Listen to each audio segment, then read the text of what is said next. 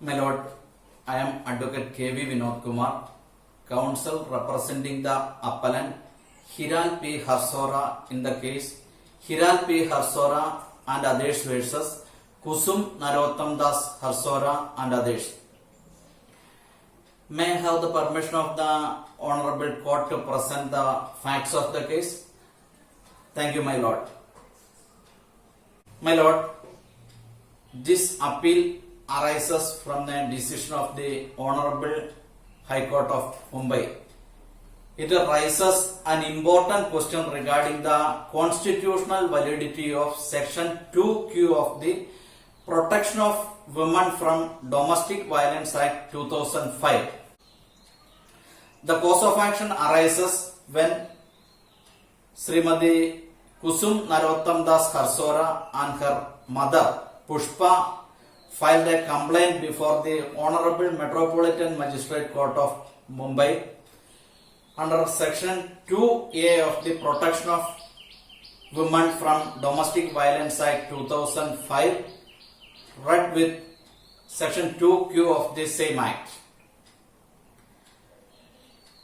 The interesting thing in this petition is that apart from the first respondent, all other respondents in this case are women. Whereas Section 2Q of the Protection of Women from Domestic Violence Act 2005 stipulates that respondent means any adult male person who is or has been in a domestic relationship with the aggrieved person and against whom the aggrieved person has sought any relief under this Act. So, as per Section 2Q of the Act, the respondent should be the respondent means an adult male person. The petition can only be filed against an adult male person. And as I said earlier, apart from the first respondent, all other respondents in this particular case are women. So definitely an application was filed before the Honorable Metropolitan Magistrate to discharge the second, third and fourth respondent from this complaint. As they are women, they should be discharged. That was the prayer in that application. But the Metropolitan Magistrate of Mumbai refused the discharge of these respondents, these women respondents. Definitely, against that order of the Metropolitan Magistrate, the respondent approached the Honorable High Court of Mumbai.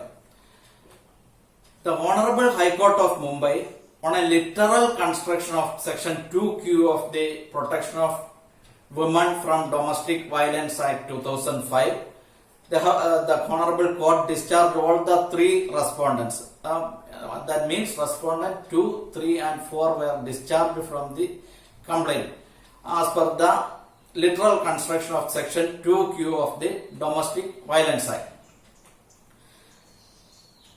Challenging that order of the Honorable High Court, the mother-daughter duo, that means this Kusum Narottam Das Harsora and her mother Pushpa Harsora filed a writ petition before the division bench of the Honorable High Court of Mumbai,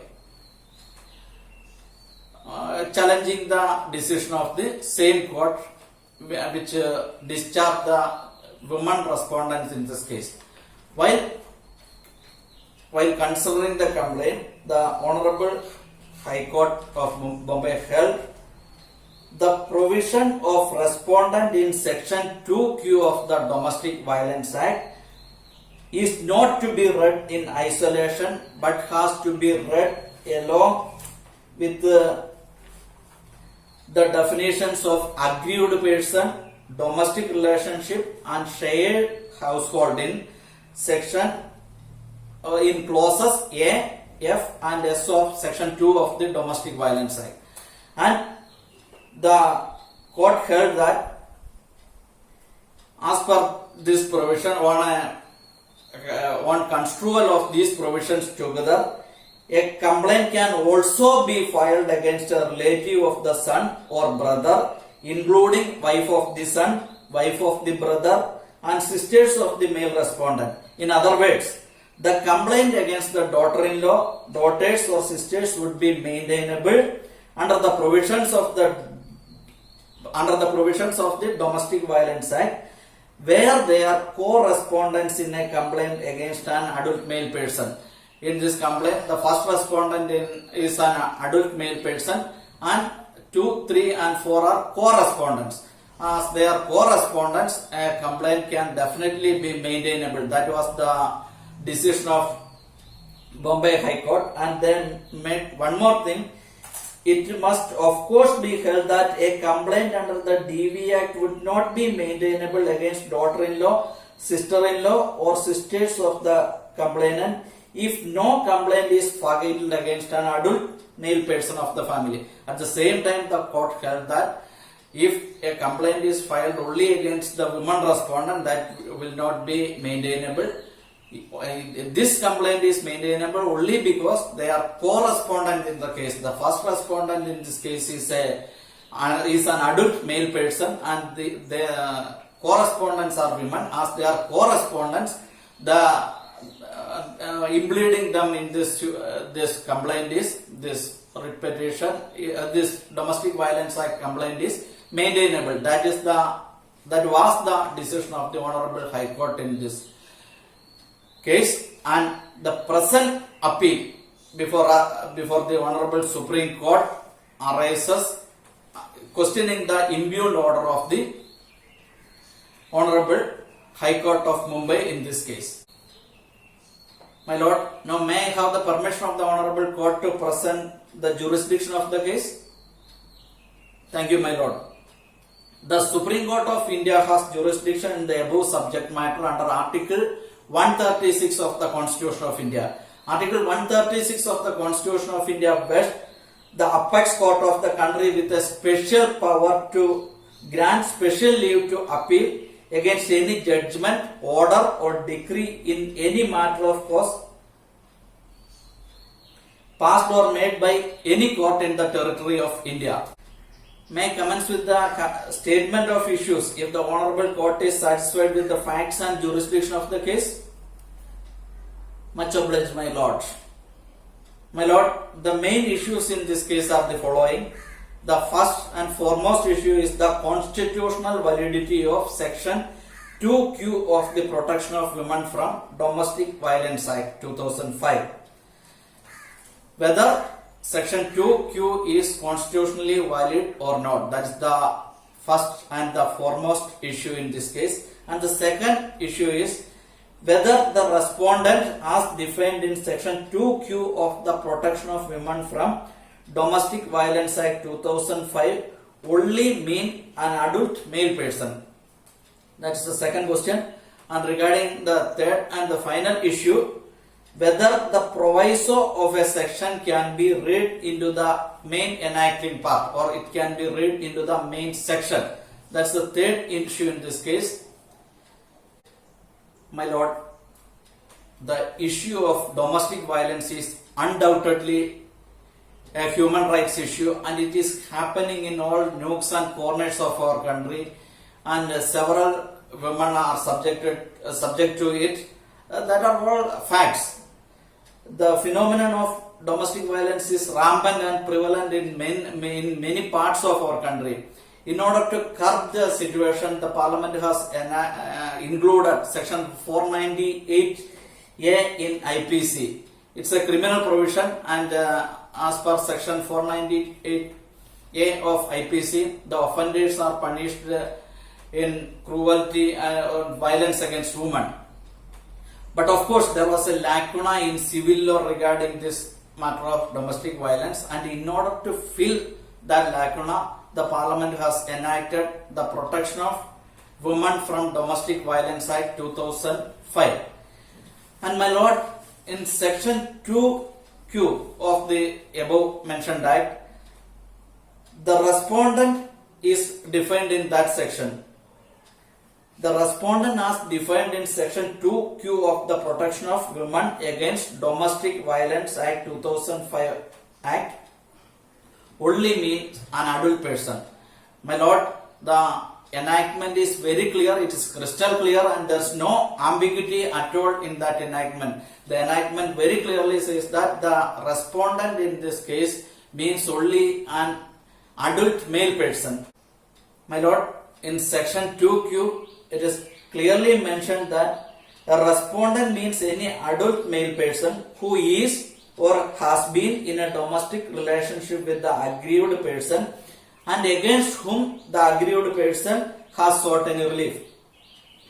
So it's very, as I mentioned earlier, the statute is very clear and there is no need to seek any provisions of interpretation, because the enacting part is very clearly said that the act is maintainable only against an adult male person, and definitely there is a proviso to section 2Q. The proviso said that proviso as usual, proviso begins with the word provided that an aggrieved wife or female live in relationship in the nature of a marriage may also file a complaint against a relative of the husband or the male partner.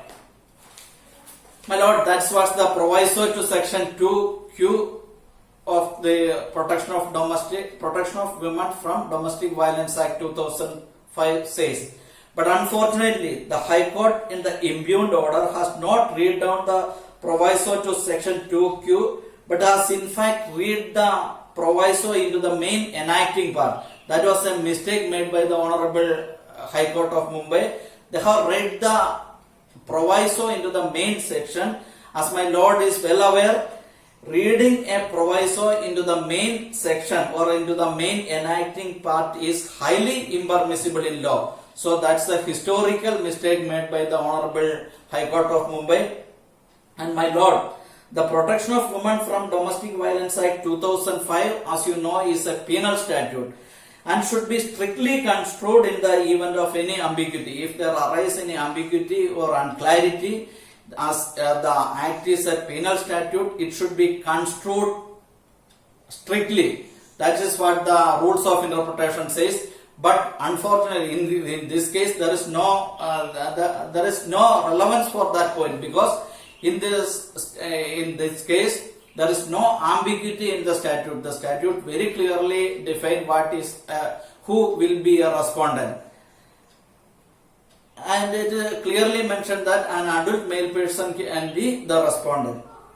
And my lord, the golden rule of interpretation clearly stipulates on how reading down cannot be equated to reading in constitutional law. Reading down cannot be equated with a rereading in constitutional law, and on how a proviso cannot be introduced into the main part so as to distort its language.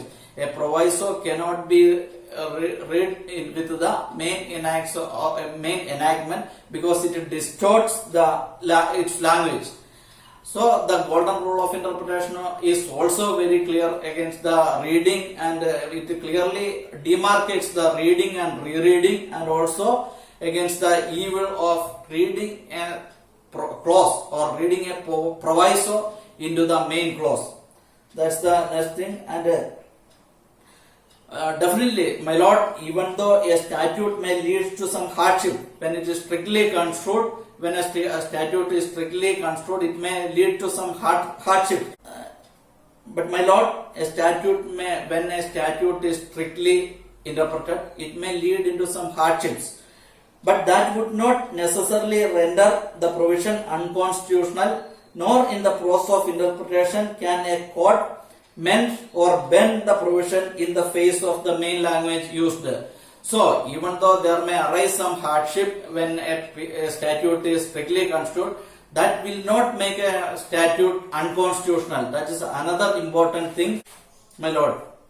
Yet another argument I would like to place before you is that in the impugned order of the Honorable High Court of Mumbai, they have suggested certain changes in the languages used in section 2Q of the Protection of Women from Domestic Violence Act. Actually, I feel it very strange and ridiculous. This act of this judiciary is very strange, because as you are well aware, it is the making a statute or making an act or amending an act is clearly a legislative function, and judiciary has no role in that. As it is the case, the act of the Mumbai High Court to suggest certain changes in the language used by the legislature is clearly an encroach into the field of the legislature, which is highly unwarranted and which should be avoidable. And my lord, I am not elaborating. My intention is that I want the mercy of this honorable court, and I plead the honorable court to I am sure the honorable court must go through all these arguments and will give a clear direction in this case. With these words, I am winding up my arguments. And my lord, if the honorable court is satisfied with the arguments, may I move on to the prayer. Thank you, my lord. My lord, my humble prayer to the honorable court is that kindly declare section 2Q of the Protection of Women from Domestic Violence Act 2005 as constitutional, and kindly reverse the impugned order of the Honorable High Court of Mumbai and discharge the 3 female respondents from this case. That's all, my lord. Thank you, my lord.